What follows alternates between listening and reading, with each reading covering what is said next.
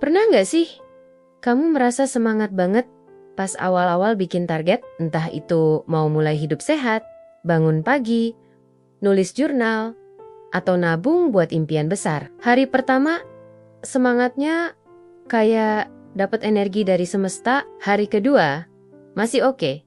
Tapi masuk minggu kedua mulai deh muncul suara-suara kayak, duh capek ah, atau nanti aja deh, hari ini libur dulu. Kalau kamu pernah ngerasain itu, tenang, kamu nggak sendirian. Hampir semua orang pernah ngalamin yang namanya drop konsistensi.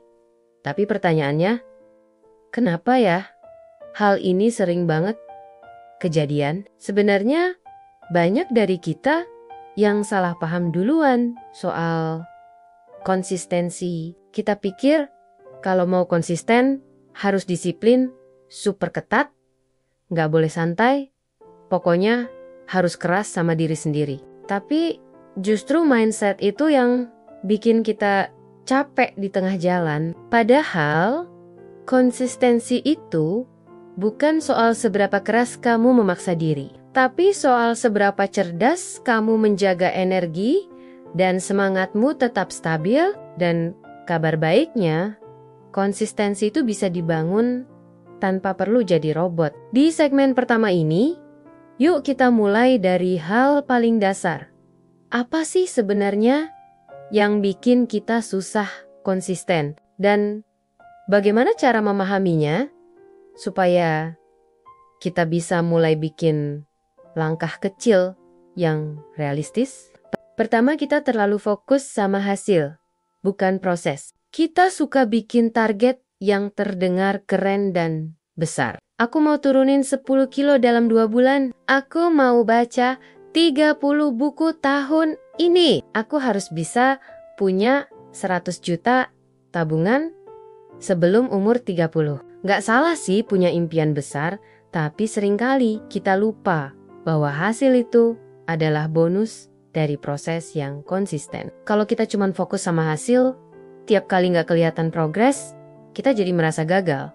Padahal proses itu memang naik turun. Coba deh, ubah fokus ke proses. Misalnya, hari ini aku mau jalan kaki 15 menit aja. Setiap malam sebelum tidur, aku baca 5 halaman. Aku mau simpan 10.000 rupiah setiap hari. Targetnya jadi ringan. Dan setiap kali berhasil, kita dapat rasa puas kecil yang bikin semangat kita tumbuh perlahan. Itu loh yang disebut momentum, dan momentum kecil jauh lebih kuat dari niat besar yang cuman bertahan seminggu. Kedua, kita pikir konsistensi itu harus 100% tanpa gagal. Ada juga nih jebakan perfeksionis. Kita merasa kalau mau konsisten harus selalu sukses. Sekali gagal, kita anggap semuanya runtuh. Misalnya, kamu sudah berhasil nulis jurnal selama 6 hari berturut-turut, tapi hari ke-7 ketiduran. Langsung deh muncul pikiran, ya udah rusak streaknya, males lanjutin lagi ah. Padahal 1 hari lupa itu bukan akhir dunia, itu cuma bagian dari proses. Bahkan orang paling disiplin pun pasti pernah bolong. Yang bikin mereka tetap konsisten adalah kemampuan buat balik lagi ke jalur.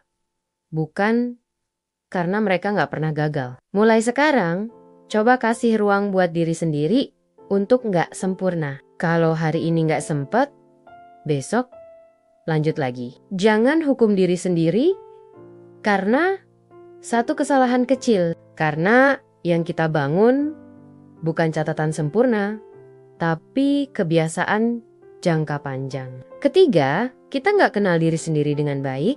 Salah satu alasan kenapa konsistensi sering gagal adalah kita ngikutin cara orang lain, bukan cara kita sendiri. Misalnya, temen kamu sukses bangun jam 5 pagi dan olahraga. Kamu coba tiru, padahal kamu tipe orang yang justru fokusnya lagi tinggi di malam hari. Akhirnya kamu tersiksa dan targetnya malah jadi beban. Setiap orang punya ritme alami dan kebiasaan unik. Kunci konsistensi bukan meniru tapi menyesuaikan. Kalau kamu tahu kapan tubuhmu paling produktif, kapan kamu butuh istirahat, dan bagaimana kamu menikmati proses, maka targetmu bisa terasa jauh lebih ringan. Coba kamu amati diri sendiri selama seminggu. Kapan kamu merasa paling semangat? Kapan kamu mudah terdistraksi? Dengan mengenal diri sendiri, kamu bisa bikin sistem yang cocok, dan itu bikin konsistensi lebih mudah dijaga.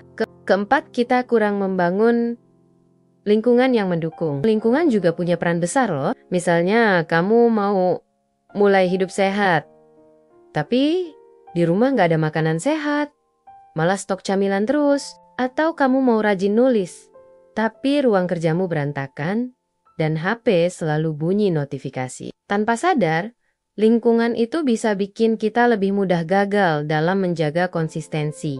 Tapi kalau kamu bisa mengubah lingkungan sedikit saja, kamu bakal kaget betapa lebih gampangnya buat bertahan. Contohnya, letakkan sepatu olahraga di samping tempat tidur, biar langsung ingat olahraga pagi. Taruh buku di tempat yang gampang dilihat, bukan di rak paling atas. Aktifkan mode fokus di HP pas mau belajar atau kerja. Konsistensi bukan cuma soal kemauan, tapi juga soal strategi dan desain kehidupan. Jadi jangan cuma andalkan niat, bikin lingkungan yang ngedorong kamu buat tetap di jalur.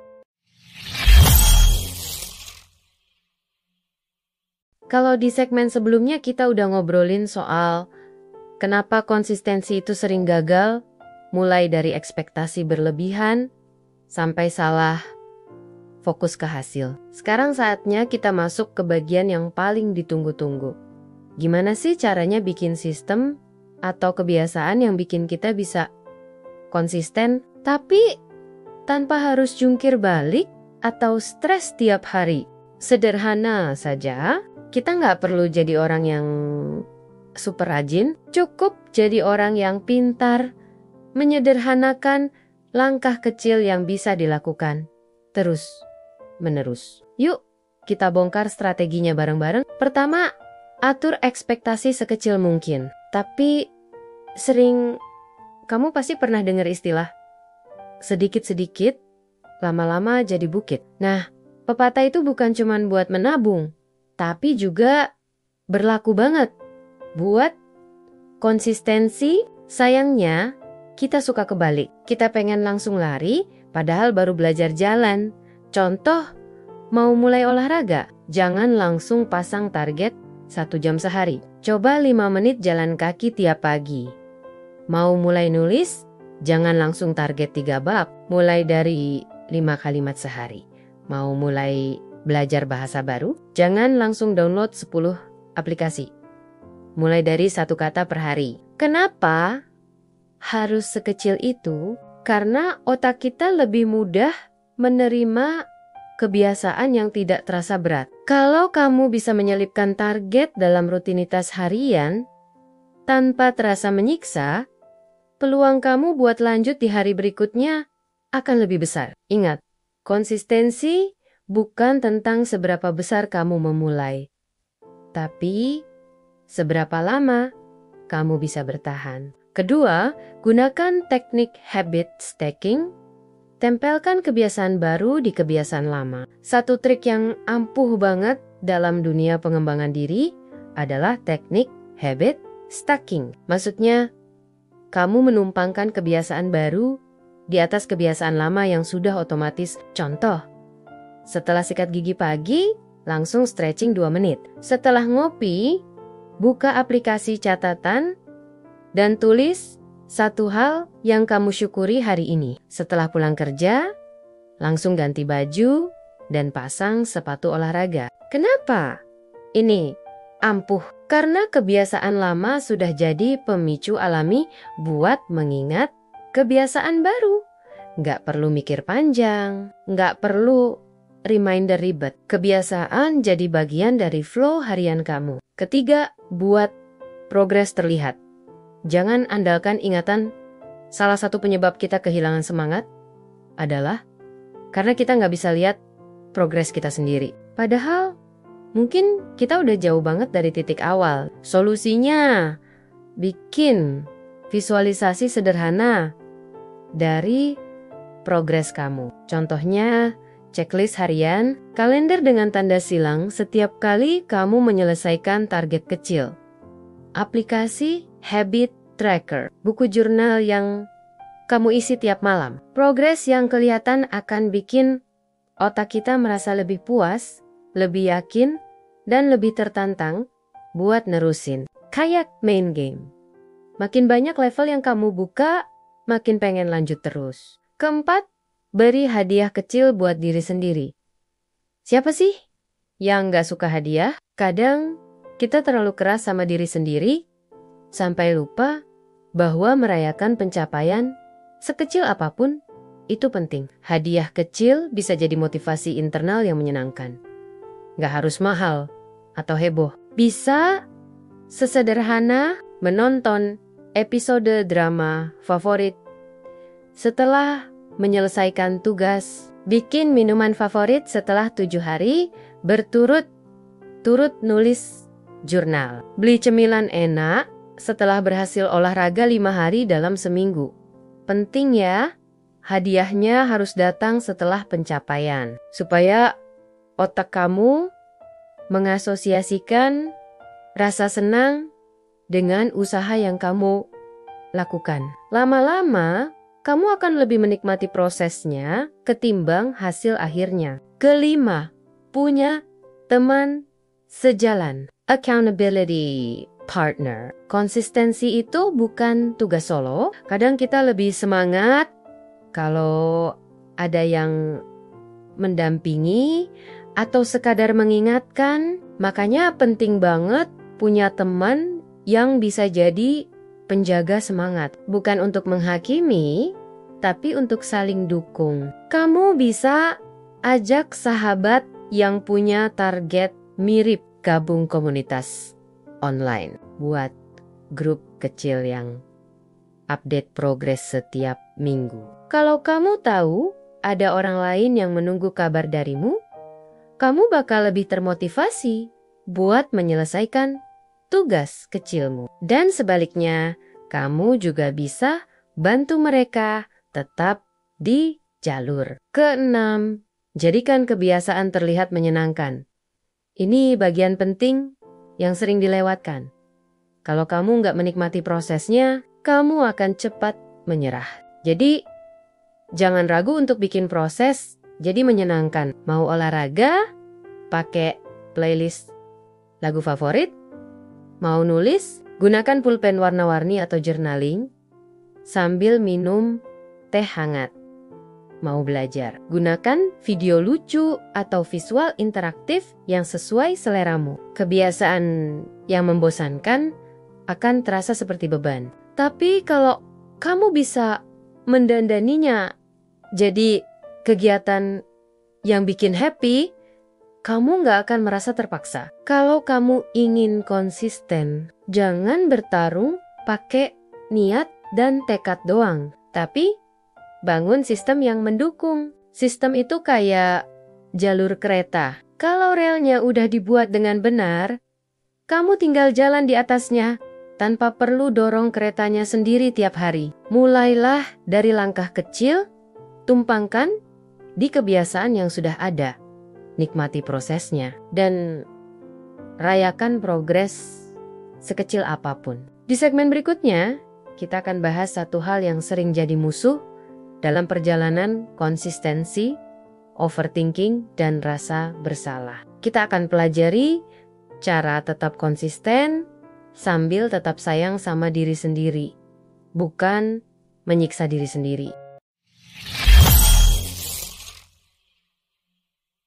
Kita udah ngobrolin soal kenapa konsistensi itu sering gagal dan gimana bikin sistem yang ringan dan menyenangkan. Nah, sekarang kita masuk ke satu hal yang sering banget jadi penghalang terbesar dalam menjaga konsistensi. Terutama kalau kita orangnya sensitif, gampang mikir panjang atau perfeksionis, overthinking, dan rasa bersalah. Pernah ngalamin ini? Kamu udah bikin jadwal rapi, niat udah bulat, semangat menggebu. Tapi tiba-tiba ada satu hari yang kacau. Tugas nggak selesai. Target nggak tercapai. Lalu malam harinya kamu mulai ngomel dalam hati. Kenapa sih aku gini terus? Aku ini emang nggak disiplin ya? Pantas aja nggak pernah berhasil. Sampai akhirnya kamu jadi malas mulai lagi. Karena kamu merasa sudah mengecewakan diri sendiri.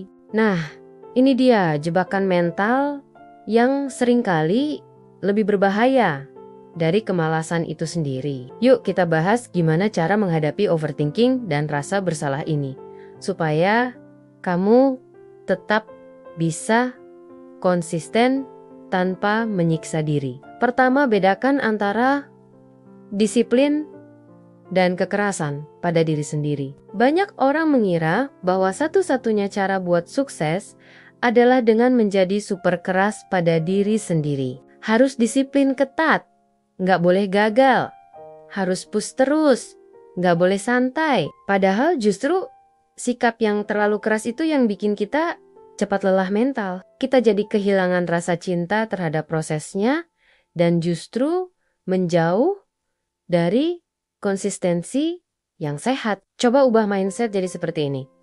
Disiplin adalah bentuk cinta diri, bukan hukuman. Disiplin itu berarti kamu peduli dengan masa depanmu. Bukan kamu harus sempurna hari ini juga. Disiplin yang sehat adalah yang membuat kamu tetap manusiawi. Jadi, kalau ada satu hari kamu gagal, bukan berarti kamu gagal selamanya. Itu cuma sinyal bahwa tubuh dan pikiranmu butuh istirahat atau penyesuaian, bukan alasan untuk menyerah. Kedua, sadari pola overthinking dan belajar menenangkan diri. Overthinking itu kayak suara radio rusak di kepala. Dia nggak berhenti ngomongin kegagalan, membesar-besarkan kesalahan, dan membandingkan diri kamu dengan orang lain. Contohnya, lihat si A. Dia udah bisa posting konten tiap hari. Aku baru mulai 1 minggu udah nyerah. Orang-orang kayak gampang banget disiplin. Kenapa aku susah banget? Aku gak akan bisa berubah deh. Kayaknya emang aku tuh pemalas. Tapi coba kamu tanya balik. Bener gak sih semua itu? Apa aku sedang lelah aja? Apa aku hanya terlalu keras pada diri sendiri? Overthinking hanya bisa dilawan dengan kesadaran. Kamu harus mulai memperhatikan isi pikiranmu, bukan otomatis mempercayainya. Tips simple yang bisa kamu lakukan: tuliskan isi pikiranmu saat merasa gagal. Baca ulang dengan netral, lalu tanya, kalau temanku nulis ini, apa yang akan aku katakan padanya? Ubah inner dialogue dari aku gagal lagi. Jadi hari ini memang berat, tapi aku masih bisa lanjut besok. Suara hati yang lembut akan jauh lebih tahan lama dibanding cambukan keras yang bikin trauma. Ketiga, gagal sehari itu bukan alasan untuk berhenti seminggu. Ini salah satu mental block yang paling umum. Karena gagal 1 hari, kita merasa perjuangan selama ini sia-sia. Padahal nggak gitu. Bayangin kamu jalan kaki 10 hari berturut-turut, tapi hari ke-11 kamu sakit dan istirahat. Apa jalan 10 hari itu jadi nggak berarti? Tentu saja, tetap berarti. Bahkan itu bukti kamu mampu konsisten. Yang perlu kamu lakukan adalah balik lagi ke jalur secepatnya. Jangan tunggu semangat balik dulu. Jangan tunggu mood bagus dulu. Cukup mulai dari langkah kecil lagi. Mulai ulang bukan berarti kamu gagal. Justru itu bukti kamu punya niat serius. Keempat, berikan waktu untuk evaluasi diri tanpa menghakimi. Evaluasi itu penting. Tapi cara kita mengevaluasi seringkali penuh emosi. Kita ngejudge diri sendiri habis-habisan. Padahal yang kita butuh itu bukan kritik tajam, tapi refleksi jujur dan penuh kasih. Coba lakukan ini setiap akhir minggu. Apa hal kecil yang berhasil aku lakukan minggu ini? Apa yang membuatku sempat kehilangan fokus? Apa yang bisa aku ubah agar minggu depan lebih ringan. Kamu nggak butuh evaluasi untuk menyalahkan, tapi untuk memahami dan memperbaiki. Dan ingat, kalau kamu bisa mendengarkan dirimu sendiri dengan ramah, kamu akan lebih kuat dalam jangka panjang. Kelima, kasih cuti ke diri sendiri dan nikmati dengan tenang. Ini yang sering kita lupakan. Konsisten bukan berarti harus produktif setiap hari tanpa jeda. Konsisten itu juga tentang tahu kapan harus berhenti sejenak, mengisi ulang tenaga, dan melanjutkan dengan kepala jernih. Kasih dirimu hari libur, waktu healing, atau sekadar hari malas yang gak perlu diisi dengan to-do list. Tapi yang penting, kamu menikmatinya dengan penuh kesadaran. Bukan sambil merasa bersalah. Karena orang yang sehat secara mental justru lebih mungkin untuk konsisten dalam jangka panjang. Kita udah bahas banyak hal soal konsistensi, dari kenapa kita sering gagal, gimana bikin sistem yang ringan, sampai cara menghadapi overthinking dan rasa bersalah. Sekarang waktunya kita bahas hal yang paling krusial. Gimana caranya menjaga konsistensi ini tetap hidup dalam jangka panjang. Bahkan saat motivasi sedang turun, hidup lagi sibuk, atau pikiran lagi gak karuan. Karena faktanya, hidup itu gak linear. Kadang kita semangat banget, kadang down, kadang fokus, kadang penuh distraksi.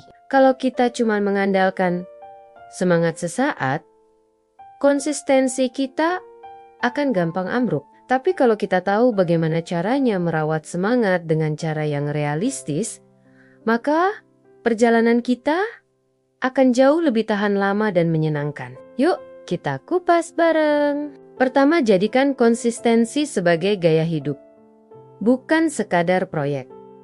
Ini hal pertama yang perlu kita sadari. Banyak orang gagal konsisten karena mereka menganggap target sebagai proyek musiman. Contoh, aku mau diet 30 hari, aku mau produktif selama bulan ini. Aku harus bangun pagi selama seminggu ke depan. Masalahnya, begitu proyeknya selesai, kebiasaannya ikut selesai. Padahal, konsistensi yang sehat itu bukan tentang selesai dalam 30 hari, tapi berubah jadi bagian dari identitas kita. Coba ganti mindset kamu. Bukan lagi, aku harus lari setiap hari. Tapi, aku adalah orang yang menjaga tubuhku dengan bergerak, rutin. Bukan, aku harus hemat bulan ini, tapi aku adalah orang yang bijak mengelola uang. Bukan, aku harus produktif minggu ini, tapi aku adalah orang yang menghargai waktu dan proses. Dengan begitu, kebiasaanmu jadi bagian dari siapa dirimu. Dan kalau udah sampai titik itu, konsistensi jadi lebih ringan. Karena kamu merasa itu bagian dari dirimu sendiri. Jangan lupa nikmati hidup. Jangan sampai konsistensi bikin kamu kehilangan rasa hidup. Ini penting banget. Kadang kita saking fokusnya sama target, sampai-sampai lupa buat menikmati hidup. Kita bangun pagi demi checklist, kita kerja demi produktivitas. Kita olahraga demi angka di timbangan. Tapi lupa, kenapa kita memulainya? Jangan sampai konsistensi bikin kamu hidup kayak robot. Ingat, tujuan dari semua kebiasaan baik yang kamu bangun adalah agar hidupmu terasa lebih baik, bukan lebih kaku. Makanya penting banget untuk tetap punya ruang untuk menikmati waktu santai tanpa rasa bersalah, nongkrong tanpa merasa buang waktu, melakukan hal yang gak produktif tapi bikin hati senang, tertawa, main, dan ngobrol tanpa mikir to-do list, just through hal. Hal ini yang bikin kamu tetap manusia, tetap waras, dan tetap punya energi untuk menjaga konsistensi dalam jangka panjang. Refresh target secara berkala, karena kamu akan tumbuh dan targetmu juga harus tumbuh. Konsistensi bukan berarti ngotot sama satu pola selamanya kamu akan berubah. Prioritas kamu bisa berubah. Energi kamu mungkin berkurang atau justru bertambah. Maka penting banget untuk secara berkala meninjau ulang targetmu. Misalnya, apakah target ini masih relevan buat aku sekarang? Apakah aku masih menikmatinya? Atau cuma rutinitas kosong? Apa ada cara baru yang lebih cocok untuk tahap hidupku saat ini? Nggak ada salahnya mengubah arah, mengurangi intensitas, atau bahkan mengganti kebiasaan. Yang penting, kamu tetap bergerak, tetap tumbuh, dan tetap menyadari kenapa kamu melakukannya. Target yang fleksibel dan mengikuti perkembangan diri jauh lebih kuat dibanding target kaku yang kamu pertahankan cuma karena sayang. Kalau udah mulai. Keempat, kecil atau besar, semua layak dihargai. Seringkali kita terlalu fokus sama yang belum tercapai, sampai lupa menghargai semua yang sudah kita lalui. Padahal, apresiasi itu adalah bahan bakar semangat paling sehat. Setiap kali kamu nggak skip rutinitas harian, mampu bilang tidak ke distraksi. Mulai ulang setelah gagal atau sekadar hadir dan mencoba lagi. Kamu layak mendapat tepukan di pundak. Kamu layak diakui. Coba biasakan menutup minggu atau bulan dengan menulis semua hal kecil yang sudah kamu lakukan. Bukan untuk pamer, tapi untuk mengingatkan diri sendiri, aku sedang bergerak, aku sedang berubah, aku pantas bangga pada diriku sendiri. Dan percaya deh, dari rasa bangga yang kecil-kecil inilah semangat jangka panjang bisa tumbuh. Kelima, saat lelah, istirahat, jangan berhenti. Terakhir, ingat satu prinsip penting ini. Kalau kamu capek, istirahat bukan menyerah. Kadang kita merasa lelah bukan karena targetnya salah, tapi karena kita lupa mengatur ulang ritme. Kita terus gaspol tanpa jeda. Padahal, bahkan mesin pun butuh dimatikan sebentar, biar nggak overheat. Kalau kamu udah merasa mulai bosan, semangat menurun pekerjaan, terasa beban, coba mundur sebentar. Ambil cuti harian dari rutinitas, ganti suasana. Lakukan hal yang berbeda. Lalu setelah pikiran dan tubuh segar, baru mulai lagi dengan energi baru dan mungkin sudut pandang yang lebih jernih. Kalau kamu merasa video ini bermanfaat, jangan lupa klik like dan share ke temanmu yang juga lagi berjuang menjaga konsistensi. Tulis di kolom komentar, langkah kecil apa yang hari ini sudah kamu lakukan. Dan sampai ketemu di video berikutnya. Tetap semangat, tetap manusiawi, karena konsistensi itu bukan soal memaksa diri, tapi soal merangkul diri. Sampai jumpa!